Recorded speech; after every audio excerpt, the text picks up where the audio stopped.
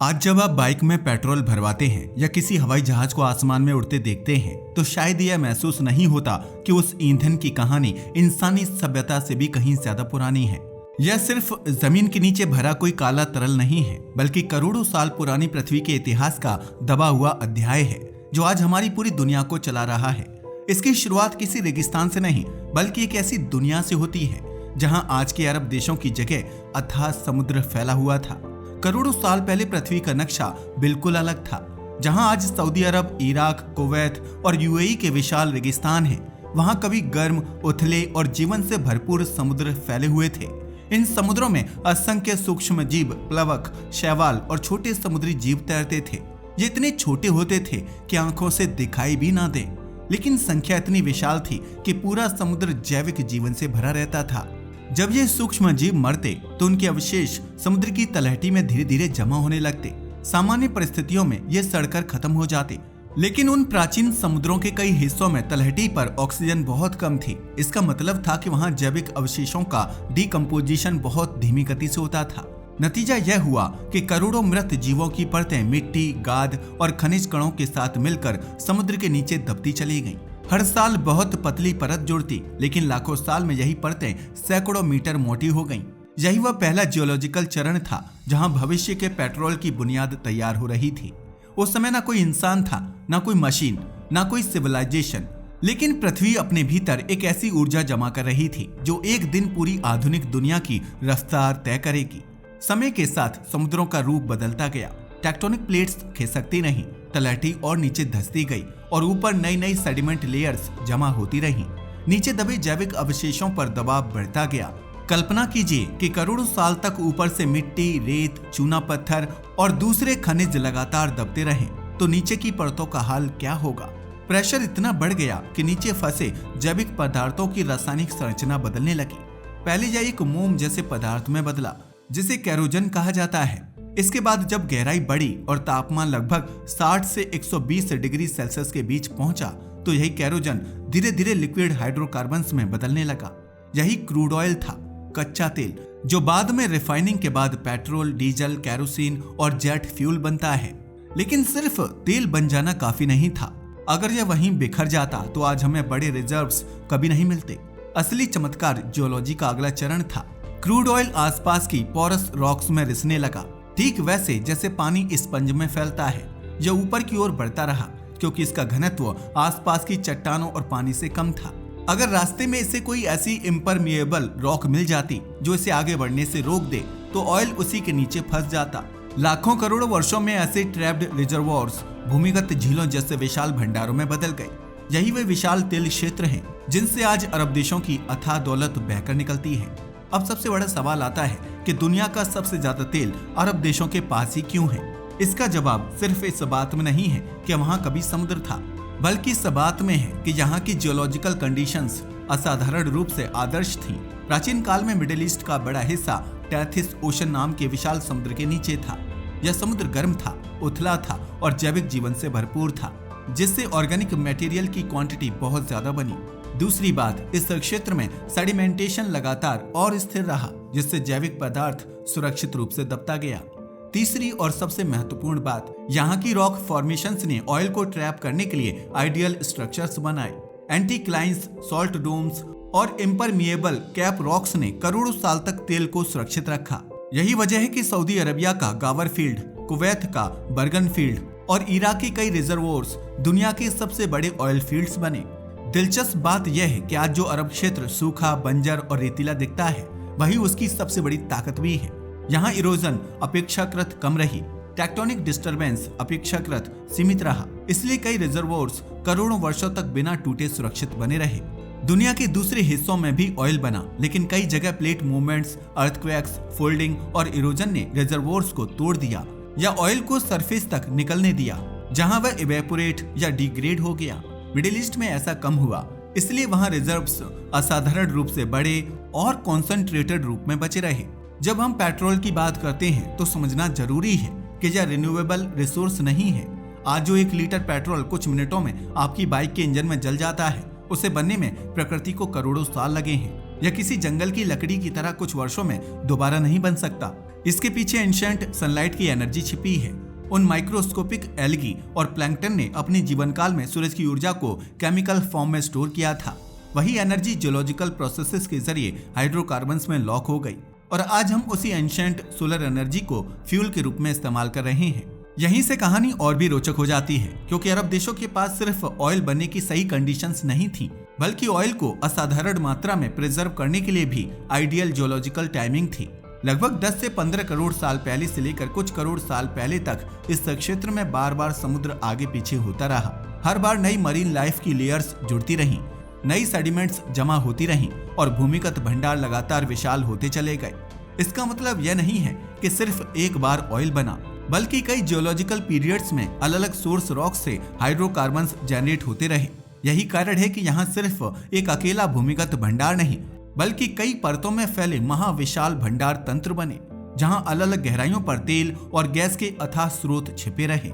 यही वह बिंदु था जहाँ पेट्रोलियम का विज्ञान सीधे वैश्विक शक्ति में बदलने लगा, क्योंकि 20वीं सदी में जैसे जैसे इंसानों की इंडस्ट्रियल मशीन्स, कार्स और एयरप्लेन्स के लिए लिक्विड फ्यूल की भूख बढ़ती गई, वैसे वैसे इस काले तरल की असली ताकत दुनिया के सामने खुलने लगी। इंटरनल कंबस्शन इंजन्स ने आधुनिक सभ्यता की रफ्तार को पूरी तरह बदल दिया।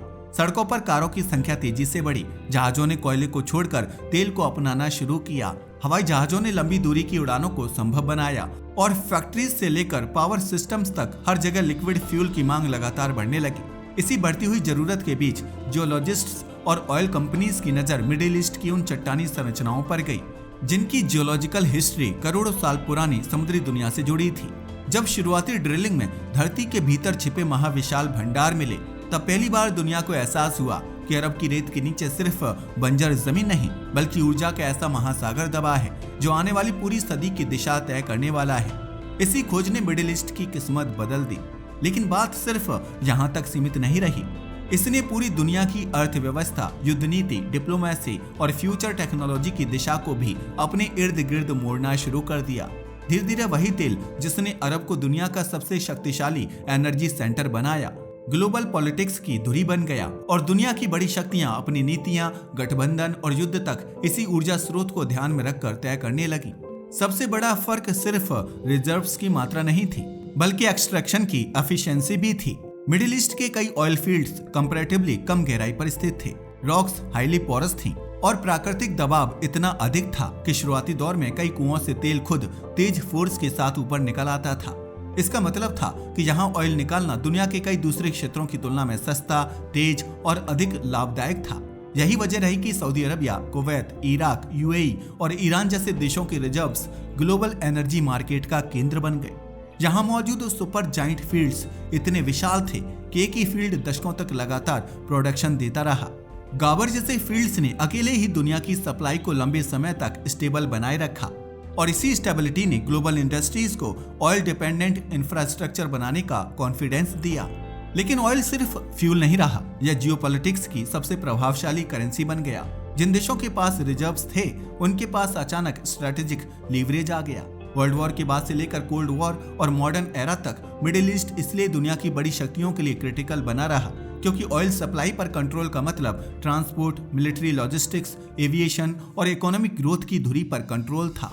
एक फाइटर जेट से लेकर एयरक्राफ्ट करियर तक, कार्गो शिपिंग से लेकर नेशनल हाईवे नेटवर्क्स तक, सबकी धड़कन इसी रिसोर्स से चलती रही। यही कारण है कि मिडिल ईस्ट की स्टेबिलिटी और इनस्टेबिलिटी दोनों ही ग्लोबल मार्केट्स को हिला देती हैं। कहीं प्रोडक्शन कम हुआ, शिपिंग रूट्स पर खतरा बढ़ा या पॉलिटिकल कॉन्फ्लिक्ट हुआ तो ऑयल प्राइसेस तुरंत ऊपर चली जाती हैं और उसका असर दुनिया के हर देश में महसूस होता है। अरब देशों में तेल इतनी बड़ी मात्रा में मिलने का एक और बड़ा कारण यह है कि वहाँ तेल बनाने वाली चट्टानें और उसे अपने भीतर संभाल कर रखने वाली चट्टानें सिर्फ भरपूर मात्रा में ही नहीं थी, बल्कि पूरे क्षेत्र में आपस में जुड़ी हुई विशाल भूमिगत परतों के रूप में फैली हुई थी। कई देशों की सीमाओं के नीचे एक जैसी सेडिमेंट्री बेसिन्स विशाल क्षेत्र में फैली हुई हैं, जो एंशिएंट टेथिस ओशन के डिपोजिशन पैटर्न का हिस्सा थी। इसका मतलब यह हुआ कि सऊदी अरबिया से लेकर इराक और यूएई तक बड़े पैमाने पर एक जैसी जियोलॉजिकल स्टोरी दोहराई गई, लेकिन हर जगह अलग अलग स्ट्रक्चर्स में ऑयल ट्रैप हो गया। इसलिए यह सिर्फ आइसोलेटेड ऑयल फील्ड्स की कहानी नहीं है, बल्कि पूरे मिडिल ईस्ट के नीचे फैले एक विशाल पेट्रोलियम प्रोविंस की कहानी है। यही रीजनल कॉन्टिन्यूटी इसे दुनिया के किसी भी दूसरे ऑयल रिच एरिया से अलग बनाती है। इसके साथ एक इकोनॉमिक रियलिटी भी जुड़ी है। जिन देशों के पास इतनी कॉन्सेंट्रेटेड एनर्जी वेल्थ आई, वहां national income, infrastructure, urban growth और सोवरेन वेल्थ फंड्स में एक्स्ट्रा ऑर्डिनरी एक्सपेंशन देखने को मिली।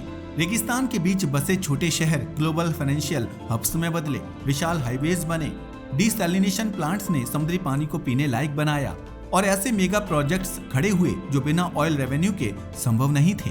लेकिन इस प्रॉस्पेरिटी की जड़ में वही माइक्रोस्कोपिक मरीन लाइफ है जो करोड़ों साल पहले एंशिएंट सीज में तैरती थी।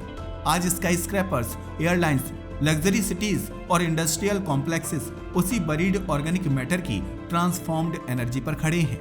यह भी समझना जरूरी है कि दुनिया के बाकी हिस्सों में भी ऑयल है, जैसे Russia, United states, Venezuela, Canada और ऑफशोर रीजन्स। लेकिन अरब देशों का एडवांटेज कंसंट्रेशन और एक्सेसिबिलिटी में है।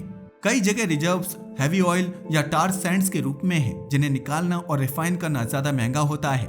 कुछ क्षेत्रों में डीप ऑफशोर ड्रिलिंग की जरूरत पड़ती है, जहां टेक्नोलॉजी कॉम्प्लेक्स और कॉस्ट बहुत अधिक होती है। इसके विपरीत मिडिल ईस्ट के पारंपरिक भूमिगत तेल भंडार लंबे समय तक ऐसे रहे, जहां से तेल निकालना बाकी दुनिया की तुलना में काफी आसान था। यही वजह है कि दुनिया में तेल की कीमत तय करने, ओपेक की नीतियों और उत्पादन से जुड़े फैसलों में इस क्षेत्र की भूमिका उसकी सीमा से कहीं ज्यादा बड़ी रही। अब जब दुनिया रिन्यूएबल एनर्जी, ईवीज और हाइड्रोजन की तरफ बढ़ रही है, तब भी ऑयल की रेलेवेंस खत्म नहीं हुई है। पेट्रोल सिर्फ व्हीकल्स के लिए फ्यूल नहीं, बल्कि plastics, fertilisers, chemicals, medicine, synthetic fibres, aviation fuel और काउंटलेस इंडस्ट्रियल प्रोडक्ट्स का बेस फीड स्टॉक है। यानी भले भविष्य में कार्स इलेक्ट्रिक हो जाएं, पेट्रोलियम की डिमांड निकट भविष्य में एकदम समाप्त होने वाली नहीं है। मिडिल ईस्ट इसलिए आने वाले दशकों में भी एनर्जी ट्रांजिशन का सेंट्रल प्लेयर बना रहेगा, क्योंकि उसके पास सिर्फ रिजर्व्स नहीं, बल्कि कैपिटल, इंफ्रास्ट्रक्चर और ग्लोबल एनर्जी नेटवर्क्स पर डेकेड्स पुराना इन्फ्लुएंस भी है। इस पूरी कहानी का सबसे फैसिनेटिंग पहलू यही है कि आज जिस पेट्रोल से आपकी बाइक कुछ किलोमीटर चलती है, वह असल में करोड़ों साल पहले समुद्र में तैरते सूक्ष्म जीवों की स्टोर्ड सोलर एनर्जी है। अरब देशों के पास सबसे ज्यादा तेल इसलिए है क्योंकि प्रकृति ने वहां एक साथ कई परफेक्ट कंडीशंस दी। प्राचीन उथले समुद्र, जैविक जीवन की असाधारण अबंडेंस, लगातार सेडिमेंटेशन, सही तापमान और दबाव, आइडियल ट्रैप स्ट्रक्चर्स और करोड़ों साल तक स्टेबल जियोलॉजी। दुनिया के नक्शे पर आज जो रीजन रेगिस्तान के रूप में दिखता है, वही कभी जीवन से भरे महासागरों का घर था और उन्हीं महासागरों की बरीड मेमोरी आज मॉडर्न सिविलाइजेशन की सबसे पावरफुल एनर्जी सोर्स बन चुकी है। यही वजह है कि पेट्रोल की हर बूंद सिर्फ ईंधन नहीं, बल्कि पृथ्वी के डीप टाइम, एंशिएंट ओशंस और जियोलॉजी के अनइमेजिनेबल पेशेंस का कंडेंस्ड रूप है, जिसने अरब की रेत के नीचे पूरी दुनिया की रफ्तार को मानो कैद करके रखा था और फिर सही समय आने पर उसे इंसानी सभ्यता के हाथों में सौंप दिया।